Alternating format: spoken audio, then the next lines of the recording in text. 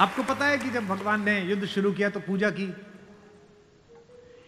राम ने कहा जामवंत से, जामवंत सबसे सीनियर हैं, वो भी ब्रह्मा जी के पोते हैं, रावण के दादाजी के दोस्त हैं, पुलस्त्य मुनि के नाना के।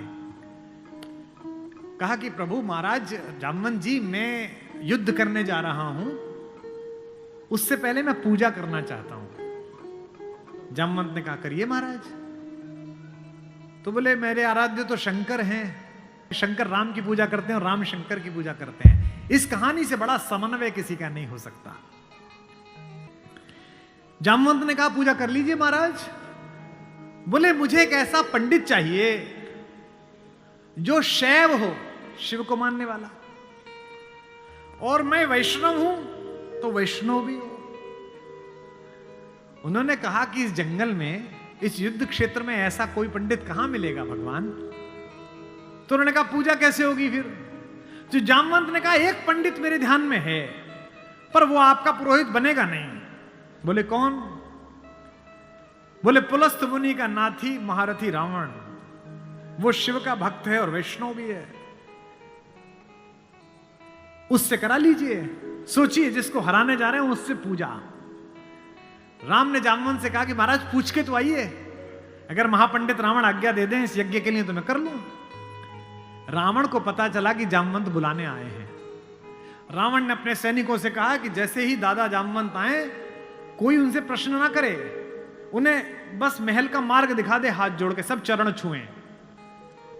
जामवंत पहुंचे, रावण किले के द्वार पर चरण छूने आया, कहा कि पितामह मैं आपको प्रणाम करता हूं, मैं धन्य हुआ कि आप पधारे। जामवंत ने कहा कि मैं बहुत प्रसन्न हुआ तुम्हारी अतिथि सेवा देखकर। बिठाया, पूछा कैसे आए हैं। जामवंत ने कहा मैं एक इच्छा लेकर तुम्हारे पास आया हूं। एक मेरे साथ दो यजमान हैं, वो एक यज्ञ करना चाहते हैं युद्ध शुरू करने के लिए। उन्हें एक ऐसे पंडित की आवश्यकता है जो शैव भी हो और वैष्णव भी। तुमसे अधिक गुणी व्यक्ति तो पृथ्वी पर नहीं है, क्या उनका पुरोहित बन सकोगे। क्या पूछा रावण ने, पहला क्या करैक्टर है, वाह। रावण ने कहा जहां तक मुझे सूचना है आपके दोनों यजमान अयोध्या के निर्वासित राजकुमार राम और लक्ष्मण तो नहीं है। जामवंत ने कहा हां दशशीष, वे ही दोनों हैं, क्या आप स्वीकार करेंगे। उसने हां ना नहीं करी, फिर बोला क्या उनके यज्ञ का उद्देश्य लंका विजय। जामवंत ने कहा हां उनका यही उद्देश्य है, क्या आप स्वीकार करेंगे। उसने कहा मैं तो जिज्ञासा के लिए पूछ रहा था, अन्यथा द्वार पर आकर किसी पंडित से कोई यज्ञ के लिए कहे, अस्वीकार करना उसका धर्म ही नहीं है। मैं आपके साथ चलूंगा और उनका यज्ञ कराऊंगा।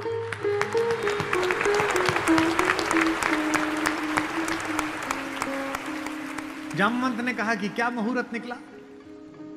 उसने नवग्रहों को बुलाया, बोले इधर बैठ, तू इधर बैठ, तू इधर बैठ। वो तो अपने ही हाथ में था, तू मिनिस्टर ऑफ स्टेट, तू फुल कैबिनेट। बता कितने बजे। बोले जी सुबह 5:30 बजे ब्रह्म मुहूर्त में, जिसमें हम पैदा हुए।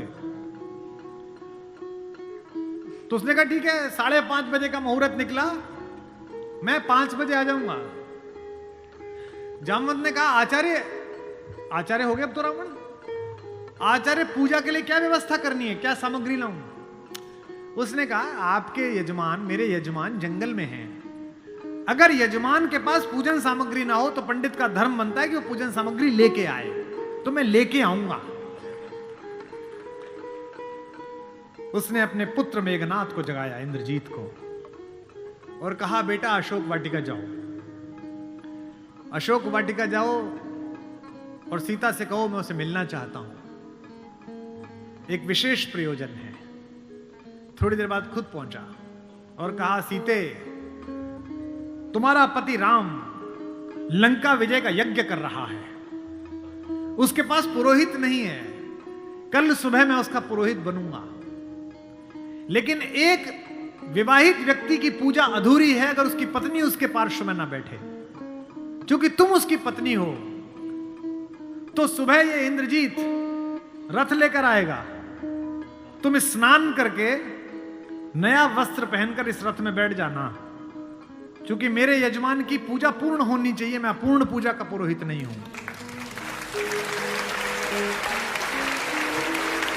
और कहा कि तुम्हारी लंका से मुक्ति केवल पूजा तक की है, पूजा होते ही उठना और इसी रथ में वापस बैठकर अशोक वाटिका में आ जाना।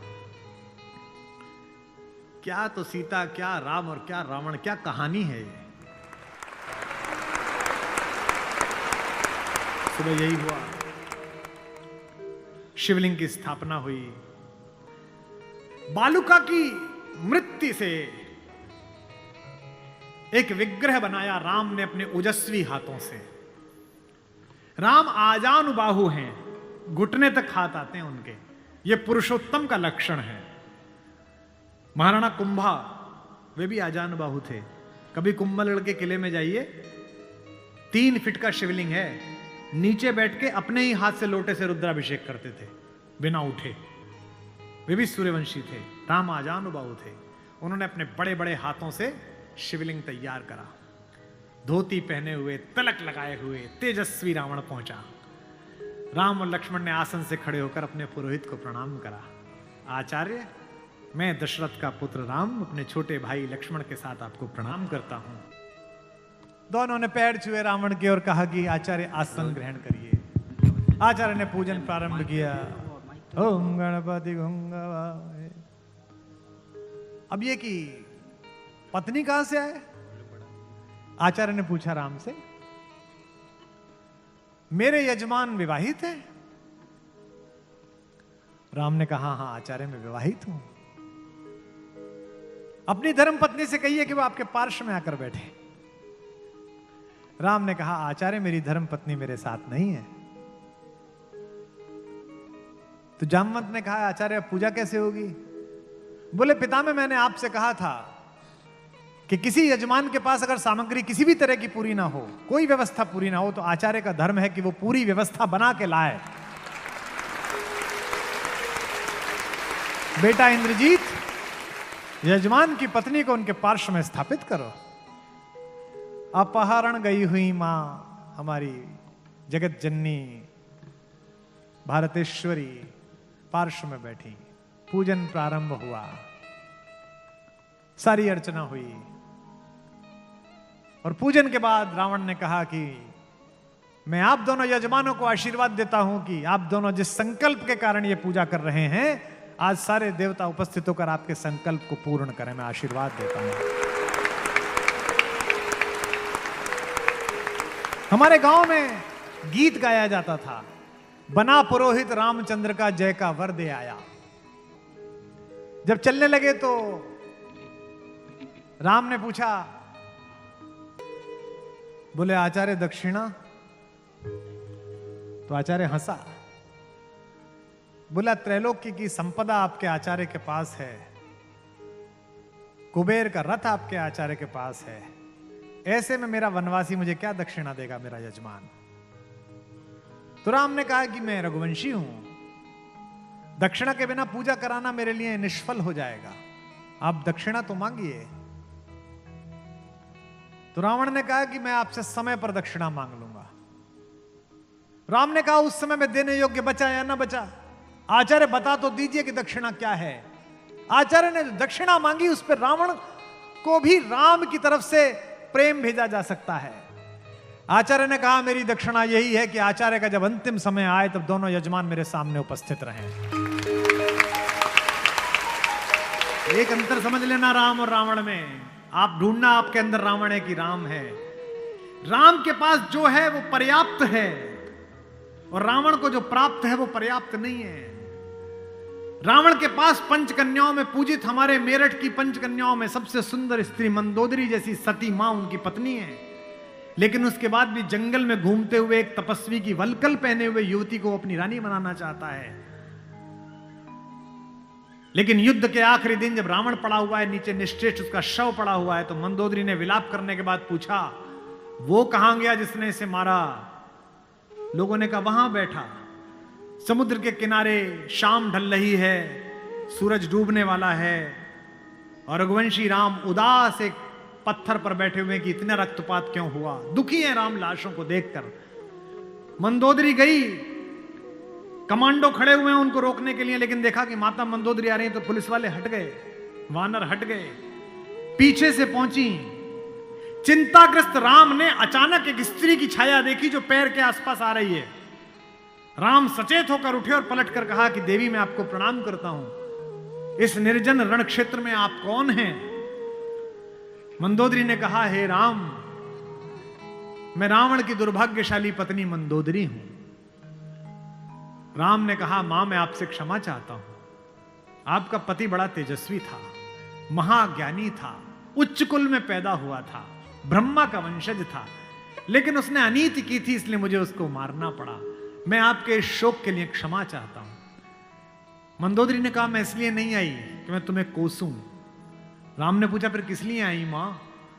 मंदोदरी ने कहा, मैं देखने आई थी कि जिसने पूरी दुनिया पराजित कर दी, जिसने तेरे पूर्वज मानधाता तक को स्वर्ग में जाके चुनौती दे दी, जो कुबेर को कालर से पकड़ के नीचे ले आया, उस महापराक्रमी को हराया किसने?